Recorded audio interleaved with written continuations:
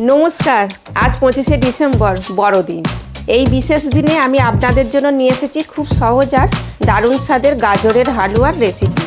কম উপকরণে ঘরোয়া স্টাইলে বানানো এই হালুয়া সবার খুব পছন্দ হবে। আমার এই ভিডিওটি যদি আপনাদের ভালো লেগে থাকে লাইক কমেন্ট শেয়ার করতে ভুলবেন না। তাহলে চলুন শুরু করা যাক আজকের এই রেসিপি।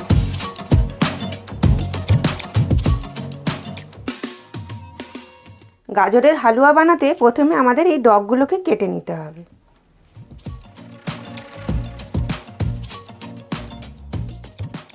খোসাটা এইভাবে ছাড়িয়ে নেবেন। এইভাবে প্রত্যেকটা গাজর খোসাগুলো এইভাবে ছাড়িয়ে নেবেন আর পেছনের এই গোড়াগুলোকে রেখে দেবেন গ্রেট করতে সুবিধার জন্য।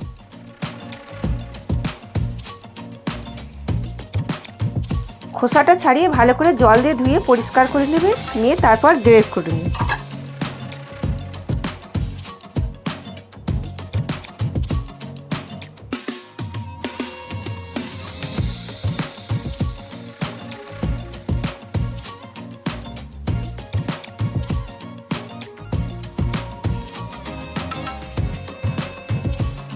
ঠিক এইভাবে প্রত্যেকটা গাজর গ্রেট করে নেবেন। গোড়াগুলো রাখতে বলেছিলাম এইভাবে ধরে ঘষার জন্য, নাহলে হাতে লাগতো। তো গ্রেট করা আমার হয়ে গেছে গাজরটা, দেখে নিন।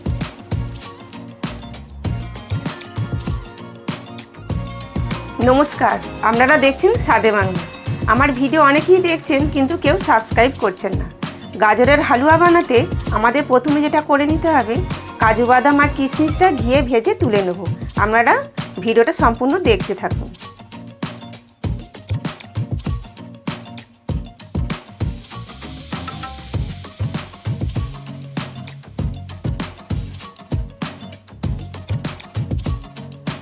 কাজু বাদামটা অল্প ভেজে নিয়ে কিশমিশটা দিয়ে দেবেন।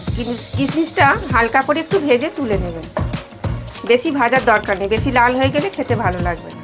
একটু নাড়াচাড়া হয়ে গেলেই তুলে নেবেন। তা আমি এবার তুলে নিচ্ছি। ওই ঘিয়ের মধ্যেই গাজরটাকে ভেজে দেবেন।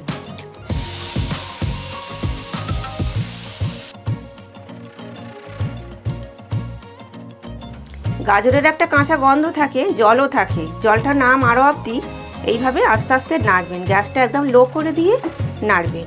একটু শুকনো শুকনো হয়ে গেলে তারপর আমি দুধটা ঢেলে দেবো। দেখুন গাজরটা ভাজা হয়ে গেছে, শুকনো শুকনো হয়ে গেছে। এবার আমি 500 গ্রাম দুধটা দিয়ে দেবো।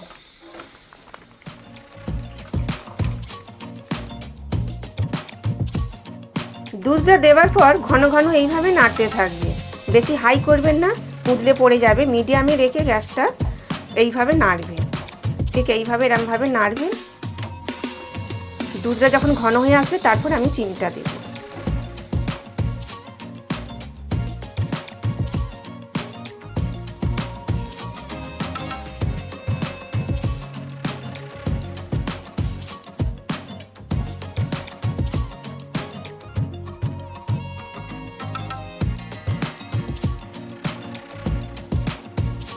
নাড়তে নাড়তে যখন এরকম ঘন হয়ে আসবে তখন চিনিটা এবার দিয়ে দেবে।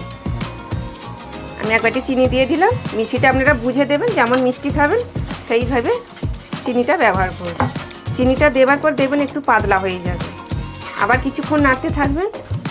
এটা শুকনো শুকনো হবে একদম।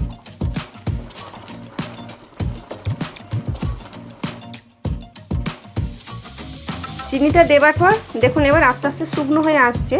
এইভাবে নাড়তে নাড়তে আপনি শুকনো হয়ে আসছে। এবার একটু খোয়া ক্ষীর আমি গ্রেট করে দেব।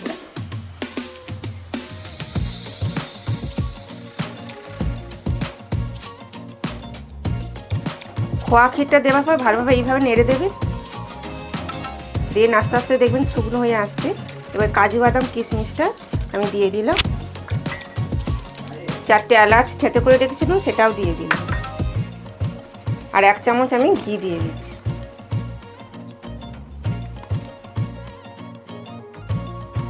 দেখবেন এইভাবে নাড়তে নাড়তে একদম শুকনো হয়ে যাবে।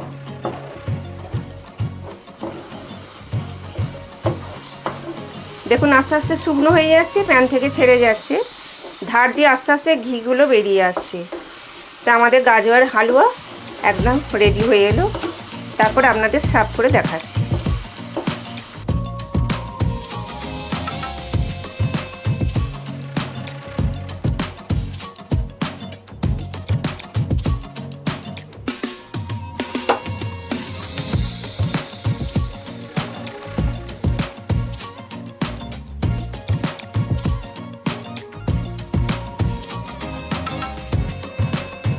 ভিডিওটি ভালো লাগলে লাইক করতে ভুলবেন না, কমেন্ট করতেও ভুলবেন না। আবার দেখা হচ্ছে পরের রেসিপিতে। নমস্কার।